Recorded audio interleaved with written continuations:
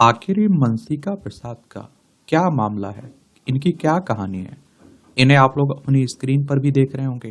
पहले इन्हें miss Fiji का खिताब मिलता है और उसके बाद उसे छीन लिया जाता है और फिर एक साजिश की बात होती है। ये क्या पूरी घटना है? इसके बारे में एक सामान्य जानकारी हम लोग देख लेते हैं, जान लेते हैं। तो फिजी में चल रही एक सौंदर्य प्रतियोगिता में कुछ ही घंटों में विवादों से घिर गई और 24 साल की एमबीए छात्रा मनसिका प्रसाद को मिस फिजी का ताज पहनाया गया, लेकिन कुछ घंटों के बाद यह ताज उतार भी लिया गया।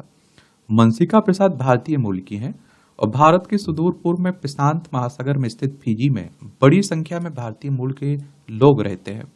और फिजी में गन्ने की खेतों में काम करने के लिए हजारों लोगों को भारत से लाकर कभी बसाया गया था यहाँ। और आप देखिए, फिजी की सौंदर्य प्रतियोगिता के विवाद में एक संदिग्ध नाम सामने आया जिसका एक प्रतियोगी के साथ व्यक्तिगत संबंध था। मनसिका प्रसाद को मिस यूनिवर्स प्रतियोगिता में भाग लेने से रोका। मनसिका प्रसाद को मिस फिजी का खिताब जीतने के 2 दिनों बाद चला कि प्रतियोगिता में कुछ गड़बड़ है। जब मिस यूनिवर्स फिजी ने एक प्रेस रिलीज जारी की और इसमें कहा गया कि मिस फिजी प्रतियोगिता में नियमों का कभी गंभीर उल्लंघन हुआ और प्रतियोगिता के नतीजे दोबारा जल्दी सार्वजनिक किए जाएंगे।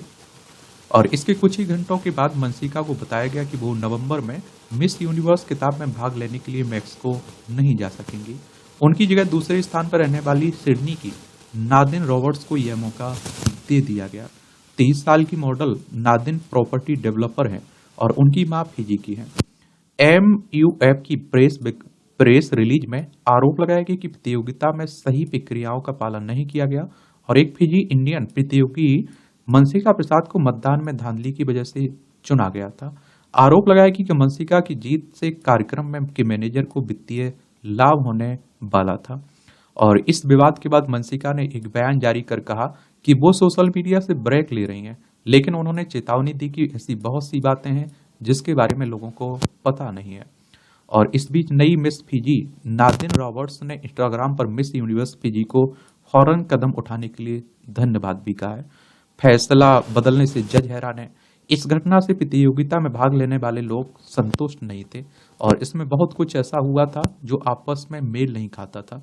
पैनल की 7 जजों में से एक मेलिसा राइट के मुताबिक उस रात वहां सब कुछ बहुत सुचारू तरीके से चल रहा था। पेशे से समुद्री जीव विज्ञानी मेलिसा प्रतियोगिता के चैरिटी और पर्यावरण से जुड़े पहलुओं को देखने के लिए न्यूजीलैंड से आई थी। मेलिसा ब्राइट ने बीबीसी को बताया कि यह बहुत शानदार रात थी। शो बहुत सफल था। बहुत से लोग कह रहे थे कि उन्होंने प्रतियोगिता में भाग लेने वाली लड़कियों का इतना अच्छा प्रदर्शन कभी नहीं देखा था। और शुक्रवार की रात हुई इस प्रतियोगिता के अंतिम दौर में जजों से यह लिखने के लिए कहा गया कि उनके विचार से अगली मिस फिजी कौन होनी चाहिए। अमेरिका की रहने वाली एक अन्य जज के अलावा स्टाइल और सौंदर्य विशेषज्ञ जेनिफर चान कहती हैं कि इस समय तक मनसिका प्रसाद स्पष्ट तौर पर विजेता थी।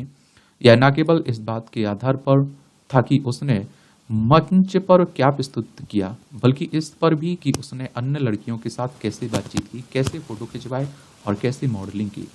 जेनिफर चान के मुताबिक उन्हें 100% यकीन है कि मनसिका प्रसाद फिजी का प्रतिनिधित्व करने के लिए सबसे मजबूत उम्मीदवार थे और उनके साथ 3 जजों में से ज्यादातर की सहमति से मनसिका को विजेता घोषित किया गया। उन्हें 7 में से 4 वोट मिले। लेकिन जब नई मिस यूनिवर्स फिजी अपने चमकते हुए मुकुट में मुस्कुराती हुई मंच पर पहुंची तो जजों को महसूस हो गया कि यहाँ कुछ ना कुछ गड़बड़ है। जेनिफर का आरोप है कि मिस यूनिवर्स फिजी की दाहिनी तरफ उपविजेता का फीता सैस पहने मौजूद नादिन रॉबर्ट्स गुस्से में थी। उनका कहना था कि मुझे याद है कि मैं सोते समय सोच रही थी कि कोई खुद को जीत का इतना हकदार कैसे समझ सकता है। आप कुछ जीतते हैं, कुछ हारते हैं। वह एक अनुभवी सौंदर्य प्रतियोगिता है। जाहिर तौर पर उसे यह पता था। नाव पर सैर के दौरान जजों को हुआ संदेह तो प्रतियोगिता में जीत के बाद अगले दिन मनसिका ने जजों के साथ जश्न मनाने और आब्द के लिए नाव में सैर भी की। और जेनिफर चान बताती हैं कि वो बहुत हैरान थी और कह रही थी कि अब मेरी जिंदगी बदल जाएगी। और जेनिफर के मुताबिक उन्हें भरोसा हो गया था कि उन्होंने सही लड़की का चुनाव किया है, लेकिन उस वक्त तक मनसिका की जीत की कोई आधिकारिक पुष्टि नहीं की गई थी। यह नहीं कि एक जज रीरी फिवियानी इस नाव पर नहीं आई थी जो लक्स प्रोजेक्ट्स का प्रतिनिधित्व कर रही थी। यह वही कंपनी है जिसने फिजी में मिस यूनिवर्स आयोजित करने का लाइसेंस खरीदा था। फेबियानी के साथ रूम शेयर करने वाली ब्राइट कहती हैं कि मुझे याद है, मुझे यह अजीब लगा था, लेकिन उन्होंने बस इतना कहा कि उन्हें बहुत काम है और उन्हें अपने बॉस से बात करनी है।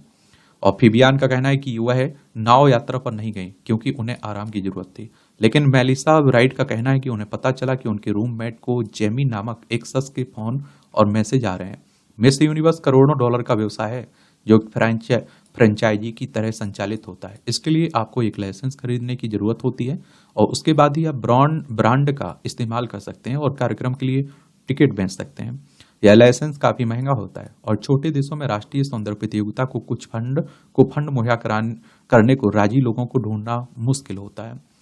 और यही वजह है कि साल 1981 में के बाद फिजी में ऐसी कई प्रतियोगिता हो रही थी। इस साल प्रॉपर्टी डेवलप करने वाला फार्म लक्स प्रोजेक्ट्स इसके लिए तैयार हुआ था और जिस जज का कोई जिक्र नहीं उसके बोर्ड ने बदला फैसला। फेबियानी जजों के पैनल में लक्स प्रोजेक्ट्स की प्रतिनिधि थी और लेकिन वो मीडिया संचार का भी काम भी देख रही थी। ब्राइट कहती हैं कि मेरे उनके साथ बहुत अच्छे संबंध थे, वह बहुत अच्छे इंसान लगती थी और लेकिन उस दिन जब वह नाव पर नहीं आई तो उनका व्यवहार बदल गया और वह बस यही कहती रही कि वह काम में बहुत व्यस्त हैं। वह बार बार इस जेमी नाम के शख्स से फोन पर बात कर रही थी और यह बात सामने आई कि पैनल में फेबियानी के होने के बावजूद लक्स प्रोजेक्ट्स मतदान के नतीजों से खुश नहीं था। रविवार को जारी प्रेस रिलीज में कहा गया कि लाइसेंसधारी के पास भी एक वोट होना चाहिए जिसे अनुबंधित आयोजक ग्रांट डयार गिनने में विफल रहे और इसमें कहा गया कि लक्स प्रोजेक्ट्स ने नादिन रॉबर्ट्स के पक्ष में वोट दिया होगा और जिसके परिणाम 4-4 से बराबर हो गया। इसके अलावा प्रेस रिलीज में कहा गया कि लाइसेंसधारी के पास निर्णायक वोट भी था और जिससे नादिन रॉबर्ट्स विजेता बन गई। जेनिफर चान बताती हैं कि हमें कभी भी 8वें जज के बारे में नहीं बताया गया था और यह वेबसाइट पर भी नहीं था और यह कहीं भी नहीं था। अगर आप वहां हैं ही नहीं तो आप किसी प्रतियोगिता में वोट कैसे कर सकते हैं। प्रतियोगिता की जज मेलिसा ब्राइट को भी इसमें संदेह नजर आ रहा था। वो कहती हैं कि मैंने थोड़ी खोजबीन की तो पता चला कि लक्स प्रोजेक्ट्स का जेमी मैक इंटायर नाम ने एक ऑस्ट्रेलियाई व्यवसायी के साथ घनिष्ठ संबंध है। उन्होंने बीबीसी को बताया कि जेमी मैक इंटायर की शादी नादिन रॉबर्ट्स से हुई और उनकी शादी साल 2022 में हुई थी।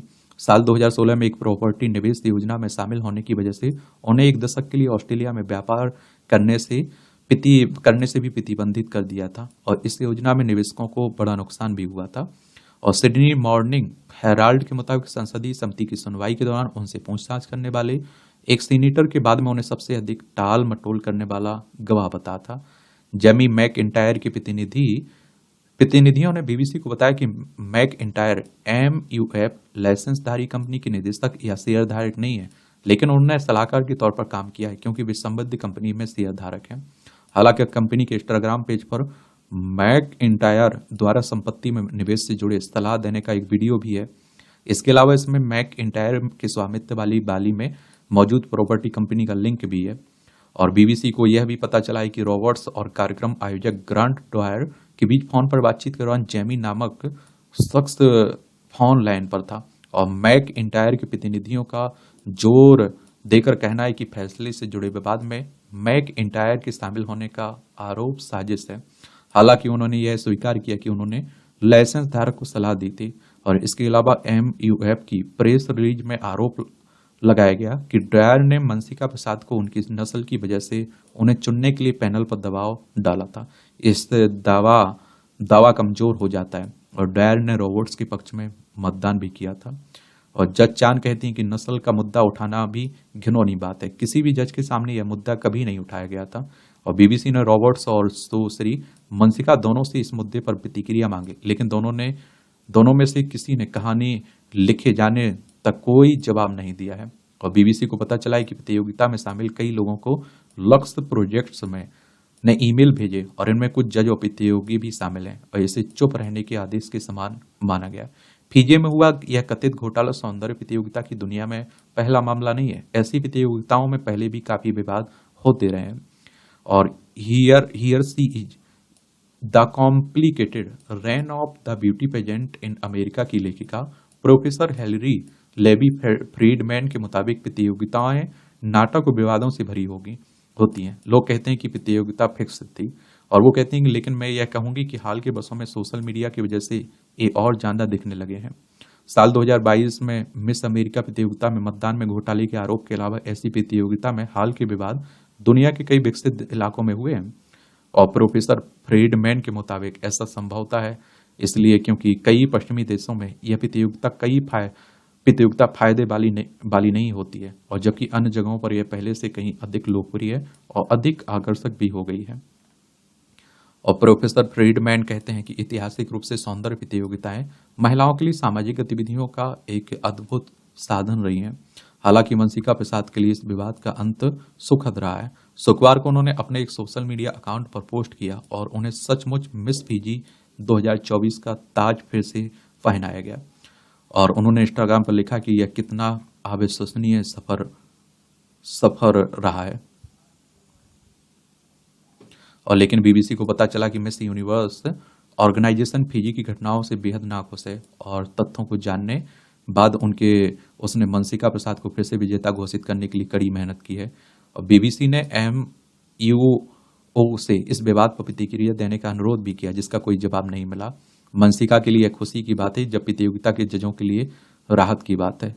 और जहां तक रॉबर्ट्स की बात है तो वह इंस्टाग्राम पर खुद को असली मिस यूनिवर्स फीजी 2024 कह रही हैं। जज ब्राइट कहती हैं कि इस बात पर गर्व है कि वंशिका ने इस दौरान किसी तरह से खुद को संभाला। वह एक प्रतिभाशाली, दयालु, खूबसूरत युवती है, और जिसके साथ ऐसा नहीं होना था। हम चाहते हैं कि सच्चाई सामने आए, और अब यह सामने आ गई है। एक बार देखिए कितना सस्पेंस दिखाई दिया कि कहाँ क्या क्या कैसा। एक बार में समझ में ना आए तो दूसरी बार देख लीजिए इसको। तो इस तरह से आखिरकार वंशिका प्रसाद आप देखते हैं कि क्या बनी ही गई विजेता वंशिका प्रसाद। इन्हें आप लोग अपनी स्क्रीन पर देख ही रहे हैं।